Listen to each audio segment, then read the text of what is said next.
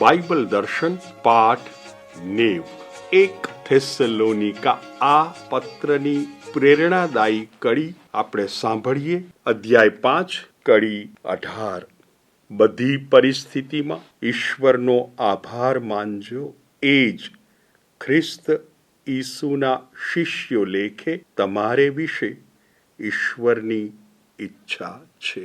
Paul ઈસવીસન 49 થી 52 બીજી પ્રેષિતિક યાત્રા કરે છે. એમના સાથી છે સિલાસ અને બીજા સાથી જોડાય છે તિમોથી. હવે પહોંચ્યા છે ફિલિપી નામના શહેરમાં. આ પાઉલની બીજી પ્રેષિતિક યાત્રાનું વર્ણન આપણને પ્રેષિતોના ચરિતો 15મો અધ્યાય અને એની 40મી કડીથી 18મો અધ્યાય એની 22મી કડીમાં વાંચવા મળશે.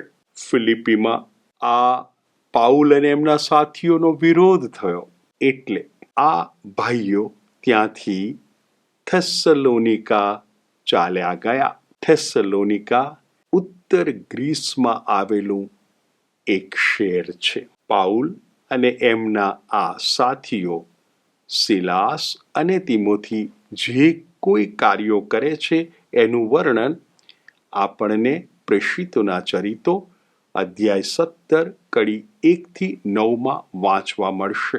થેસ્સલોનિકામાં કેટલાક યહૂદીઓને ઈસુ ઉપર શ્રદ્ધા બેસે છે. કેટલાક ઈશ્વરોપાસક ગ્રીકોને શ્રદ્ધા બેસે છે. ઈશ્વરોપાસક એટલે એવા બિન યહૂદીઓના એકેશ્વરવાદમાં, વિશ્રામવાર પાલનમાં, સભાગૃહની પ્રાર્થનામાં ખૂબ રસ છે, પણ સુન્નત કરાવીને પૂરેપૂરા યહૂદી બનવું નથી. આ બિન યહૂદીઓને ઈશ્વરોપાસક કહેવામાં આવતા. હવે આવા ઈશ્વરોપાસક ગ્રીકો ઈસુમાં શ્રદ્ધા ધરાવતા થયા, એટલે થેસ્સલોનિકાના યહૂદીઓનો વિરોધ ઈર્ષાથી સળગી ઉઠ્યા. કેવો વિરોધ કરે છે? પ્રેષિતોના ચરિતો 17મો અધ્યાય અને ત્યાં 7મી કડીમાં આ વિરોધ છે. ઈસુ કરીને બીજો રાજા છે એમ કહીને એ બધા બાદશાહની આણનો ભંગ કરે છે. બાદશાહ એટલે રોમન બાદશાહ, અને આ તો રોમન સામ્રાજ્ય છે. રોમન સામ્રાજ્યમાં થેસ્સલોનિકા શહેરમાં આ ભાઈઓ પર આવો આરોપ મૂકે છે આ યહૂદીઓ, એટલે ત્યાંથી નીકળી જવું પડે.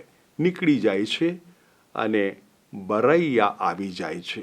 પાઉલ, સિલાસ, તિમોથી. આ બરૈયામાં પણ થેસ્સલોનિકાના યહૂદીઓ વિરોધ કરનારા આવી પહોંચે છે, એટલે પાઉલ બરૈયાથી આથેન્સ ચાલ્યો જાય છે. સિલાસ અને તિમોથી બરૈયામાં જ રહે છે. હવે જ્યારે પાઉલ આથેન્સમાં છે ત્યારે એને સાંભળવા મળે છે કે થેસ્સલોનિકામાં જે ભક્તોએ ઈસુનો સ્વીકાર કર્યો છે, અર્થાત જેઓ ખ્રિસ્તી બન્યા છે, એ બધા ભક્તોની હવે સતામણી થઈ રહી છે બિન ખ્રિસ્તીઓને હાથે. એટલે પાઉલને ચિંતા થાય છે. પણ આથેન્સથી એ થેસ્સલોનિકા જઈ શકે એમ નથી. એણે જવું છે આ ભક્તોને શ્રદ્ધામાં દ્રઢ કરવા છે. કોઈ શ્રદ્ધામાંથી કરી ન પડે જોવું છે, બધાને સાચવી રાખવા છે, પણ શક્યતા નથી. એટલે પાઉલ બરૈયામાં તિમોથી છે. તિમોથીને કહે છે, તિમોથી જાને ભાઈ, થેસ્સલોનિકામાં તું રહે, જો એમની શ્રદ્ધા ડગી ન જાય, એમને હિંમત આપ, એમને પ્રોત્સાહન આપ. તિમોથી જાય છે, ત્યાં રહે છે, અને થેસ્સલોનિકામાં સતામણી ભોગવતા ભક્તો સાથે સમય ગાળ્યા પછી, એમની સાથે રહ્યા પછી શુભ સમાચાર લઈ પાછો આવે છે અને પાઉલને કહે છે, પાઉલ, બહુ સારા સમાચાર છે, ટકી રહ્યા છે ભક્તો, શ્રદ્ધામાં મક્કમ છે. પાઉલને એટલો તો આનંદ થાય છે. હવે એ આથેન્સથી કરિન્થ જાય છે અને કરિન્થમાં લગભગ 1.5 વર્ષ રહે છે. કરિન્થમાં બેઠા બેઠા ઈસવીસન 51 પાઉલ આ પત્ર લખે છે. એ આપણો 1 થેસ્સલોનિકા, આ નવા કરારના 27 ગ્રંથોમાં સૌથી પહેલો લખાયેલો ગ્રંથ. 1 થેસ્સલોનિકા, ઈસવીસન 51, કરિન્થથી પાઉલ લખે છે. ઈસુનું પુનરુત્થાન ઈસવીસન 33માં થયું છે. જુઓ ને, માત્ર 20 વર્ષનો જ ગાળો. એટલે એકદમ નવી શ્રદ્ધા અને નવો ઉત્સાહ આ પત્રમાં આપણે જોઈ શકીએ. ચાલો, 5 અધ્યાયનો આ પત્ર છે, એટલે અધ્યાયવાર એનો અભ્યાસ કરીએ. અધ્યાય 1, પત્રના લેખકો કોણ છે અને પત્ર કોને ઉદ્દેશીને લખ્યો છે એ જણાવવામાં આવે છે. લેખકો છે પાઉલ, સિલ્વાનુસ અને તિમોથી. હવે આપણે જાણીએ છીએ કે પાઉલના સાથીઓ તો સિલાસ અને તિમોથી હતા. એટલે કદાચ બની શકે કે સિલાસનું બીજું નામ સિલ્વાનુસ હોય, એવું અનુમાન આપણે કરી શકીએ. થેસ્સલોનિકા વાસીઓને આ પત્ર લખાયો છે અને અધ્યાય 1માં આભાર માને છે પાઉલ આ થેસ્સલોનિકા વાસીઓનો. કારણ 1, થેસ્સલોનિકા વાસીઓનો પ્રેમ, એમની શ્રદ્ધા, એમની આશા ખૂબ પ્રેરણાદાયી છે. આભાર માનવાનું બીજું કારણ, થેસ્સલોનિકા વાસીઓ પાઉલનું અને પ્રભુનું અનુકરણ કરે છે. ગમે એવી મુસીબતમાં પ્રભુની વાણીને વળગી રહ્યા છે. અભિનંદન. ત્રીજું કારણ, આ આખા વિસ્તારમાં સર્વત્ર થેસ્સલોનિકા વાસીઓ દ્રષ્ટાંતરૂપ થઈ પડ્યા છે. કેમ? મૂર્તિઓને છોડીને સાચા પ્રભુની પાછળ આવ્યા છે. અધ્યાય 1 કડી 9 આપણે વાંચીએ તો આપણને એ સમજાશે. અધ્યાય 1 કડી 9, એ લોકો જ અમારે વિશે વાતો કરે છે કે કેવી રીતે અમે તમારે ત્યાં આવ્યા અને કેવી રીતે તમે મૂર્તિઓને છોડીને ચેતન સ્વરૂપ અને સાચા પરમેશ્વરની સેવા તરફ વળ્યા. એટલે થેસ્સલોનિકા વાસીઓ, તમે સાચા પ્રભુની પાછળ આવ્યા છો, માટે તમારો આભાર. અધ્યાય 2માં પાઉલ પોતે થેસ્સલોનિકામાં જે કાર્ય કરતા હતા એનું વિવરણ કરે છે. એ કહે છે, ફિલિપીમાં અમારી સતામણી થઈ, એટલે હું ઈશ્વરને આધારે, પ્રભુને આધારે થેસ્સલોનિકા આવ્યો અને મને સફળતા મળી. હવે હું જે કામ કરતો હતો એ કામમાં હું છેતરપિંડી નહોતો કરતો. મારા મનમાં બીજો કોઈ ઈરાદો નહોતો. હું પ્રામાણિક હતો. તમને પ્રભુ અને પ્રભુનો સંદેશ આપવો હતો. એટલે મેં માતાની જેમ લાલન પાલન તમારું કર્યું. જે માતા સંતાનોનું લાલન પાલન કરે છે, પિતા પોતાના સંતાનોને કેવા પ્રેમથી સાચવે છે, બસ મેં એવું જ કર્યું હતું. અધ્યાય 2 અને કડી 8 આપણે વાંચીએ. અમને એટલે પાઉલ, સિલાસ, તિમોથી, તમારા ઉપર એટલે થેસ્સલોનિકા વાસીઓ ઉપર એટલું હેત હતું કે અમે તમને કેવળ ઈશ્વરનો શુભ સંદેશ જ નહીં, પણ અમારા પ્રાણ પણ આપવા તૈયાર હતા. તમે અમને એટલા વહાલા થઈ પડ્યા હતા. જુઓ ને કેવું બોન્ડિંગ છે.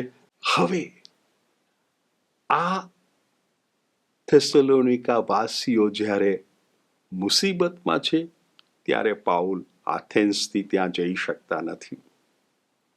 કદાચ પાઉલ બીમાર હશે, પણ પાઉલને એ વસવસો છે કે દેહની દ્રષ્ટિએ હું તમારી સાથે નથી. એટલે હવે આગળ કહે છે, પણ તમે મારા આનંદનું કારણ છો, તમે મારું ગૌરવ છો.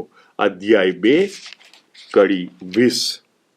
તમે જ અમારું ગૌરવ અને તમે જ અમારો આનંદ છો. તમે જ થેસલોનિકા વાસીઓ. હવે શબ્દ વપરાયો છે ગુજરાતી ભાષામાં ગૌરવ. આ માટે ગ્રીક ભાષામાં શબ્દ વપરાયો છે સ્ટેફાનોસ. સ્ટેફાનોસ ગ્રીક ભાષાનો શબ્દ અને એનો અર્થ મુગટ થાય.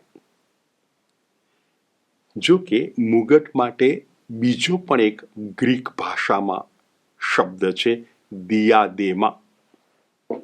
સ્ટેફાનોસ દિયાદેમા. આ દિયાદેમા એટલે મુગટ, રાજવી મુગટ, રાજાનો મુગટ દિયાદેમા. સ્ટેફાનોસ મુગટ, પણ એ મુગટ સ્પર્ધામાં વિજેતાને આપવામાં આવે એ. એટલે જુઓ, થેસલોનિકા વાસીઓને કહે છે તમે તો મારો મુગટ છો. સ્પર્ધામાં મને મળેલો મુગટ એ તમે છો. અધ્યાય 2.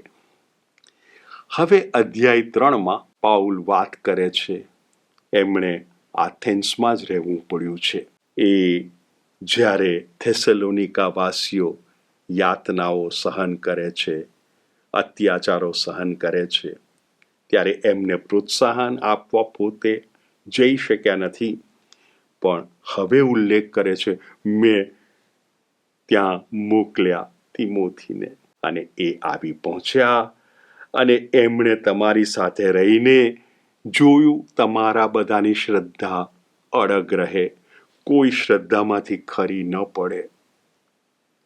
અને એમણે આવ્યા પછી મને જે સમાચાર આપ્યા કે તમે બધા શ્રદ્ધામાં મક્કમ છો અને તમે બધા મને મળવા આતુર છો, આ જાણીને તો મને એટલો આનંદ થયો છે. આપણે અધ્યાય 3ની 9મી કડી વાંચીએ. આ પાઉલનો આનંદ આપણે જો પામી શકીએ તો, તમારે કારણે આપણા ઈશ્વર આગળ અમે જે અપાર આનંદ અનુભવીએ છીએ તેના બદલામાં અમે તમારે માટે ઈશ્વરનો શો આભાર માનીએ. હવે 10મી કડીમાં જુઓ પાઉલની ઝંખના. અમે રાત દિવસ અત્યંત ઉત્કંઠાપૂર્વક પ્રાર્થના કરીએ છીએ કે તમને અમે મોડામોડ મળવા પામીએ અને તમારી શ્રદ્ધામાં જે કંઈ ઉણપ હોય તે દૂર કરી શકીએ. જુઓ તીવ્રતા. નથી જઈ શક્યા, પણ ઈચ્છા છે. અને તમે જેમ આતુર છો મને મળવા, હું પણ આતુર છું. અધ્યાય 4. પાઉલ થેસલોનિકા વાસીઓને હવે 3 મુદ્દાઓ વિશે વાત કરવાના છે. મુદ્દો પહેલો, અત્યંત સરસ જીવન જીવવામાં પ્રગતિ કરતા રહેજો. અર્થાત થેસલોનિકા વાસીઓ સારું જીવન જીવી રહ્યા છે, બસ પ્રગતિ કરતા રહેજો. એટલે એમને આ તો અભિનંદન આપે છે. પછી કહે છે પવિત્ર બનજો.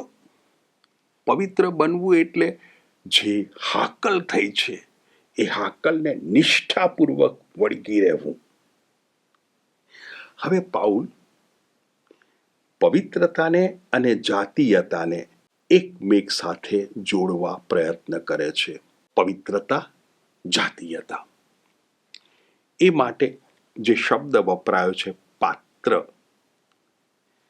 પાત્ર માટે ગ્રીક ભાષામાં જે શબ્દ છે એના બે અર્થ થઈ શકે: સ્ત્રી અથવા શરીર,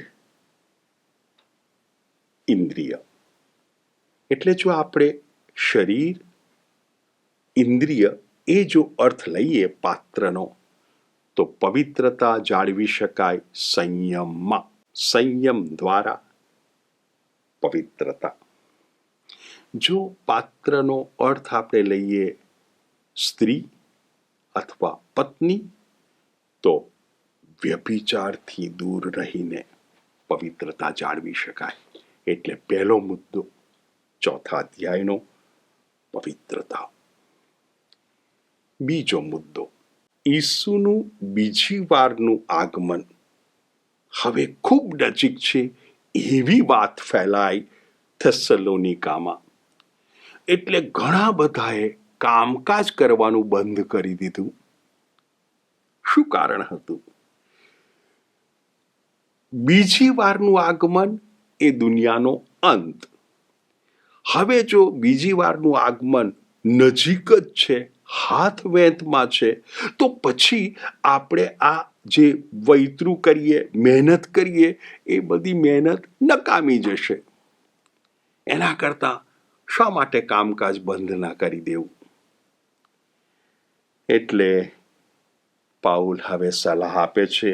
અધ્યાય 4 અને એની 12મી કડી. કેવી શાણી સલાહ છે! અધ્યાય 4 કડી 12. 11થી વાંચીએ. શાંતિપૂર્વક જીવવાની મહેચ્છા રાખજો.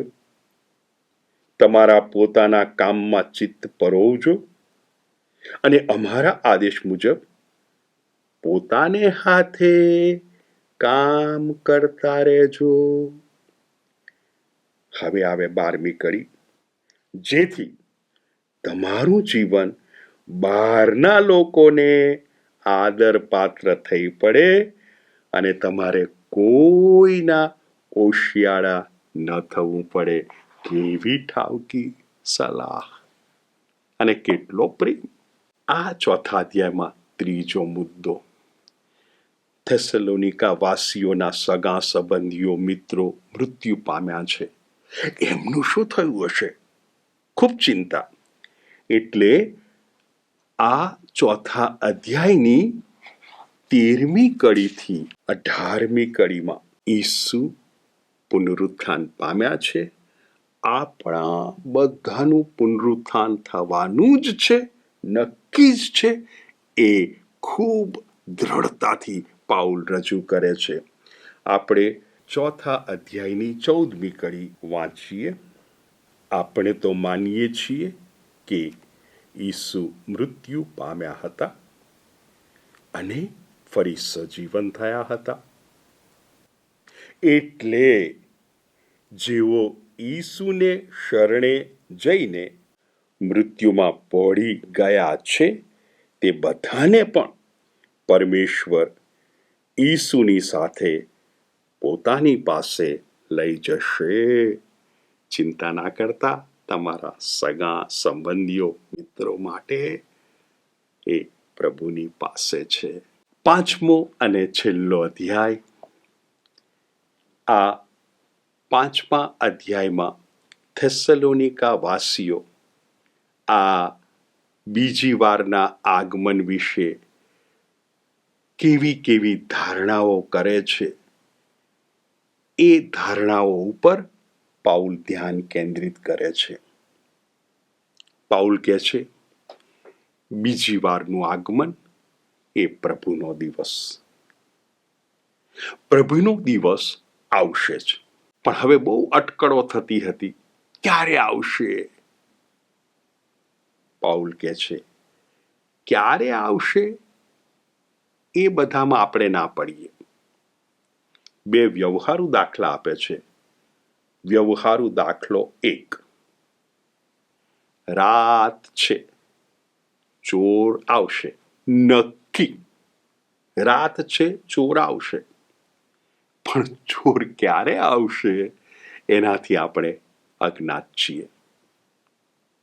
બીજો વ્યવહારુ દાખલો, બેન ગર્ભવતી છે, બાળક જન્મશે નક્કી, પણ આ બેનને પ્રસવ વેદના ક્યારે શરૂ થશે અજ્ઞાત.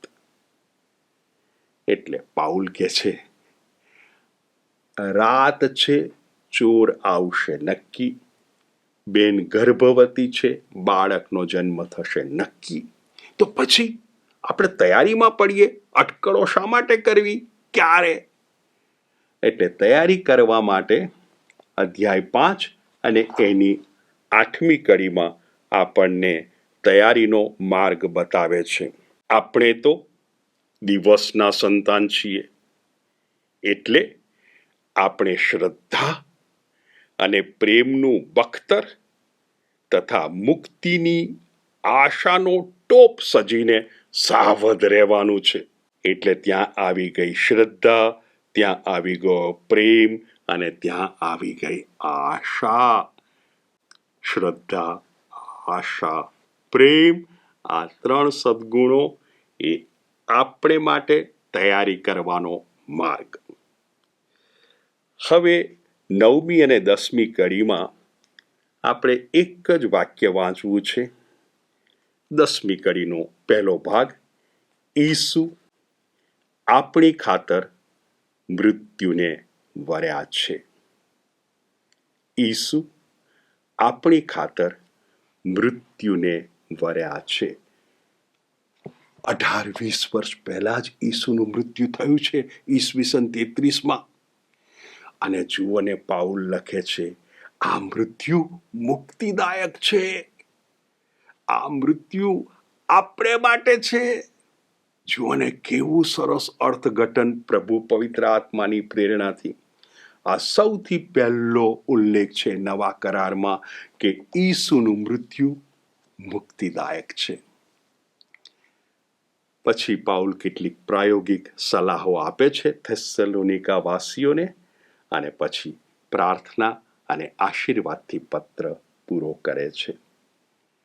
આ પત્ર આજે આપણે માટે પ્રસ્તુત છે, કારણ આપણે બધા એ જ પ્રમાણે પવિત્ર જીવન જીવીને આપણા થેસલોનિકા વાસીઓ, પૂર્વજો જેમને આ પત્ર લખ્યો હતો, જેમ અત્યારે પ્રભુને ત્યાં છે, આપણે પણ પ્રભુને ત્યાં જવાના છીએ. પિતા પુત્ર ને પવિત્ર આત્મા પ્રેરી, અનંત યુગો કોટી